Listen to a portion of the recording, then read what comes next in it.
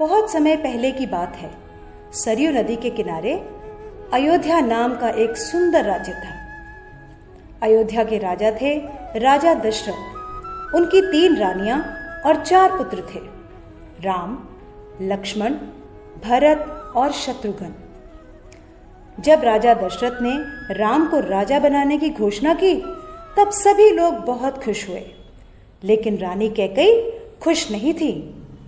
महाराज, क्या आपको याद है आपने मुझे 2 वचन दिए थे?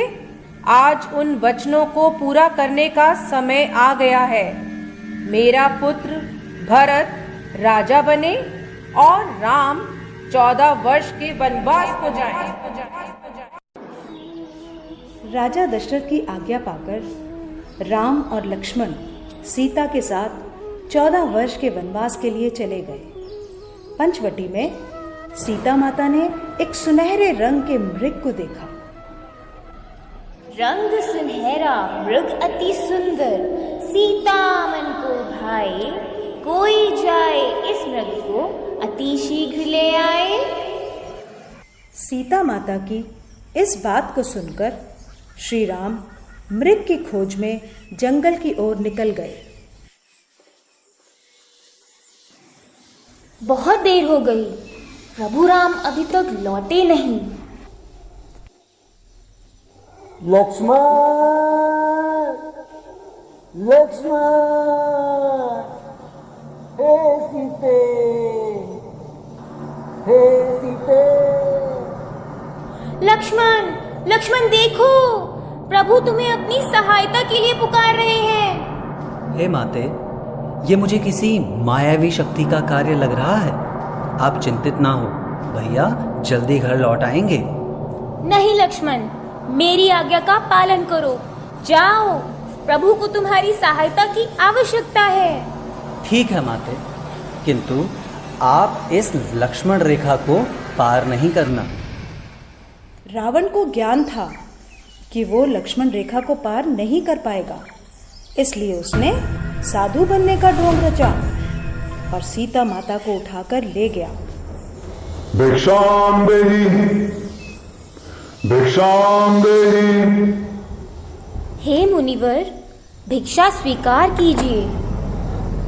हे देवी, एक साधु का इतना अनादर, घर के द्वार से ही भिक्षा देकर भेजना चाहती हो?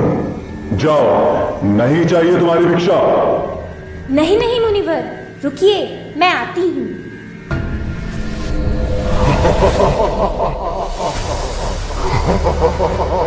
बचाओ, बचाओ, बचाओ, भैया लक्ष्मण, प्रभु राम, बचाओ, बचाओ, हे नाथ, मुझे बचाओ।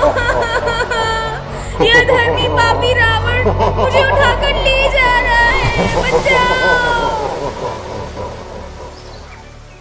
राम और लक्ष्मण सीता माता को कुटिया में ना पाकर बहुत चिंतित हुए और उनकी खोज में निकल गए। श्री राम, लक्ष्मण और हनुमान ने लंका पर चढ़ाई कर दी और राम और रावण का युद्ध हुआ, जिसमें श्री राम विजयी हुए।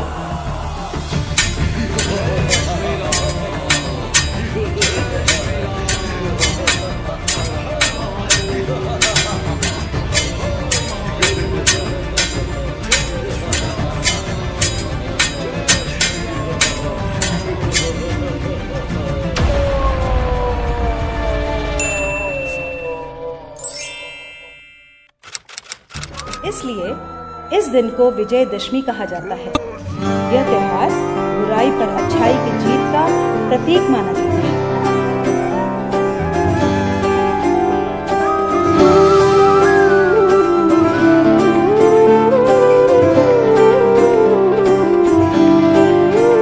तुम दुख हरता, तुम सुख करता हो, विष्णु के अवतारी। कोई सियापति कहे, कोई हरि, तेरी शरण में दुनिया सारी।